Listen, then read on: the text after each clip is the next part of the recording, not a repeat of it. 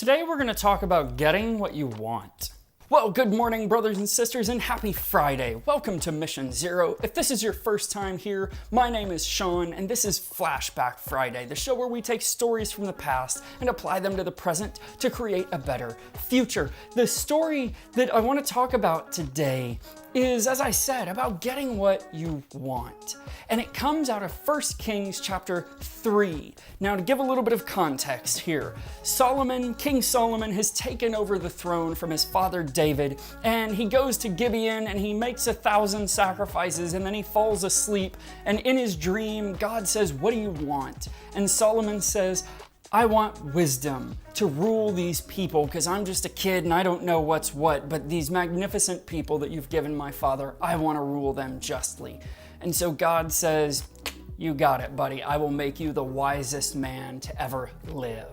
So Solomon wakes up and 2 prostitutes come to him. And the one says, "Hey, we were both pregnant. I gave birth. She gave birth a few days later. She rolled over on her baby and killed it in her sleep, and she stole my baby. I need you to return my child to me."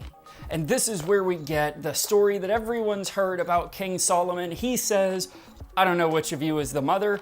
Bring me a sword. I'm gonna cut that kid in half." And the mother says, No, give her the child. Just don't kill him. And he said, "You're the mom.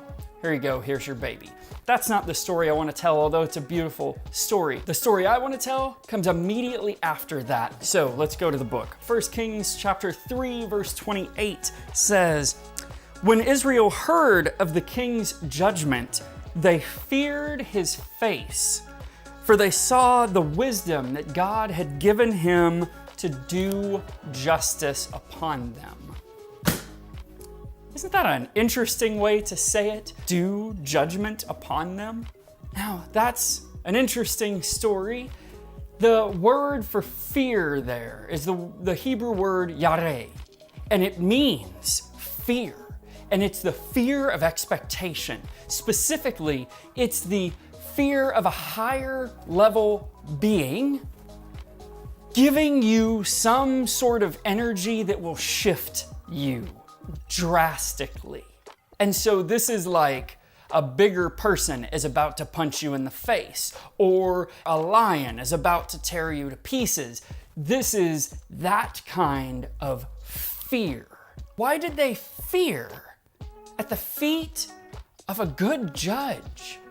It's because some number of decades before this, when they clamored to God for a king and he brought King Saul to them, they were expecting a judge that would rule in their favor, right? They went to the voting booths to God to say, "Bring me somebody who will side with me." But here's this King Solomon who's siding with the truth. Ooh, that's terrifying, because we very rarely want the truth. We want our side vindicated, not the truth vindicated. That's my practical. Beyond just sort of this dusty story about King Solomon who wants to cut a baby in half. It's that be careful what you wish for, because you just might get it. It's the real purposes of our heart are not always what we think they are. The people thought they wanted a good judge. They didn't. They wanted a biased judge who was biased in their favor. And so often, that's how we come to God. We don't want the truth to win out. We don't want God's will to win out. We want our side to be vindicated, our will to be borne out. I don't want to go talk to that Muslim over there and treat him like a real person because he's a terrorist. Don't get to do that. That's not the God we follow.